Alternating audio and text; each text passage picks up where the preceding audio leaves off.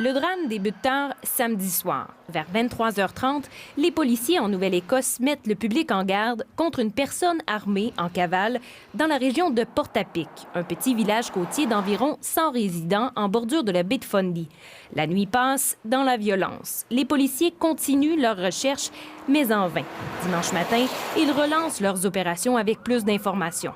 L'homme recherché est Gabriel Wortman, un denturologiste de 51 ans. Il est armé et il est dangereux, écrit la GRC dans un gazouillis.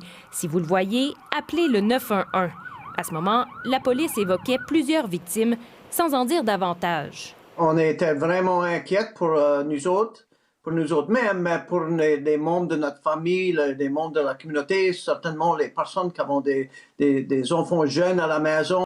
Gabriel Wortman pourrait avoir été vêtu d'un uniforme de policier, même s'il n'en était pas un.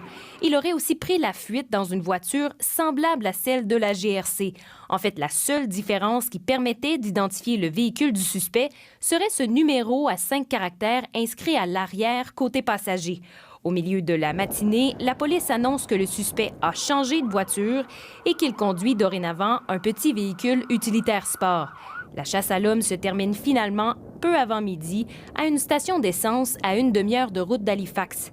Pour cet ancien policier qui a travaillé plus de 20 ans dans les Maritimes, l'opération a été malgré tout une réussite. L'appréhension de cet individu-là est quand même un succès puisqu'il était assez évident que l'individu se dirigeait vers Halifax pour pouvoir justement se terrer en milieu urbain.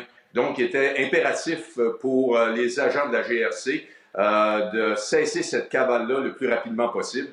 Les premiers ministres McNeil et Trudeau n'ont pas manqué de réagir. This is one of the most senseless acts of violence in our province's history. Mes pensées accompagnent toutes les personnes touchées par cet événement. Je veux remercier les autorités pour tout leur travail et tout le monde pour leur coopération. Des registres provinciaux indiquent que Gabriel Wortman possédait plusieurs propriétés en Nouvelle-Écosse, dont une clinique de prothèses dentaires à Dartmouth. Ici Geneviève Normand, Radio-Canada, Moncton.